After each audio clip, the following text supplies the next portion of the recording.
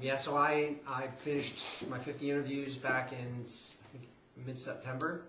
I started my first interview in May, so I did it in about 4 months. And so I interviewed 50 athletes over 50. I'm 46, so my motivation is that I'm a rock climber. I want to climb till I'm 1,000 years old or older. And I wanted to learn, what do people who are successfully doing sports later on in life, what do they do at 50, 60, 70, 80, 90? So I interviewed some amazing people. And after my first interview, thanks, Linda, my eyes opened. I was like, this was such a cool person that I spoke to. This guy's name was Carl Bamforth. He was, I think, a 51-year-old inline distance speed skater. He was trying to break the 24-hour record for inline distance speed skating, 282 miles in 24 hours. And the people just kept getting more and more interesting as I went. And it's been such an incredible journey. I've talked to cyclists and runners, triathletes, dancers. I interviewed a tap dancer after I discovered that dancers are athletes.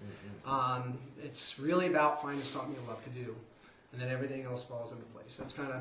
And you didn't know that when you started? No. What was I entered in with a performance focus. I was like, how do I stay performing well in my sport, 50, 60, 70, 80, 90, and it's not about performance.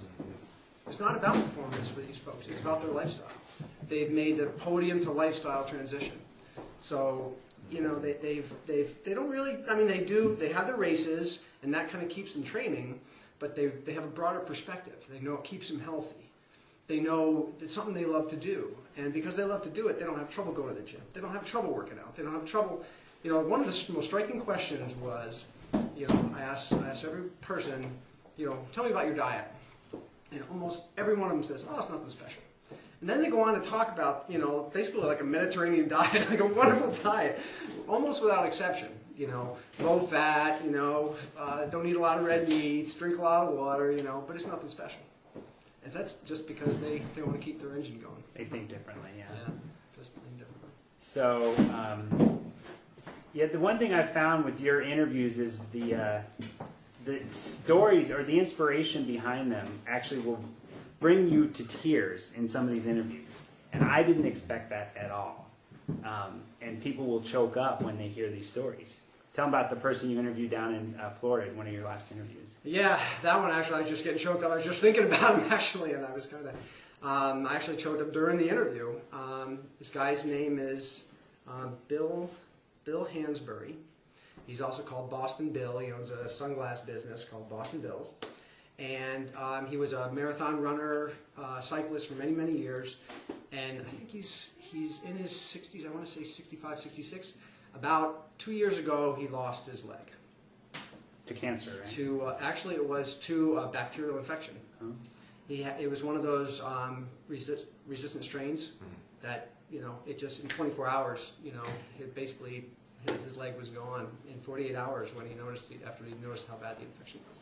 So he's amputated below the knee, and the story that's so touching is that when he was in the hospital, he made up his mind that this wasn't growing back, and he just knew what he loved to do. He was going to do it.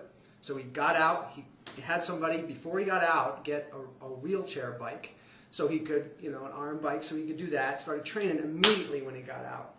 And now he's doing marathons and, and he has cycling and such. One of those spring legs, right? Yeah. I don't think they call them. So he can run full marathons. So the most amazing thing is he was out on a ride one day with a bunch of folks, and he stopped at a red light, and one of his cleats got stuck.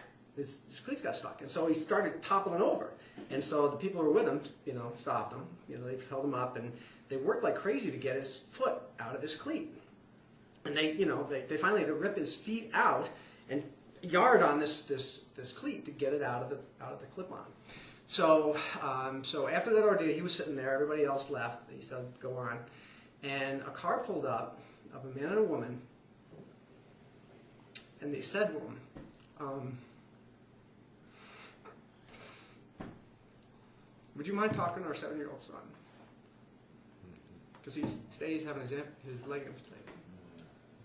He had an accident, been run over by a lawnmower or something. several years before, and had been trying to grow into, try to get the leg to grow and to do well, and it wasn't. So they realized the best course was to amputate it. So Bill went and talked to him, and just recently the kid got a prosthetic. Now he's running around like crazy. And Bill said that cleat never stuck before, it never stuck after that, and that was fate. That was fate. So now he started a foundation to raise money to help kids who can't afford to get prostheses. Powerful stuff. Yeah, really. Thanks, Don.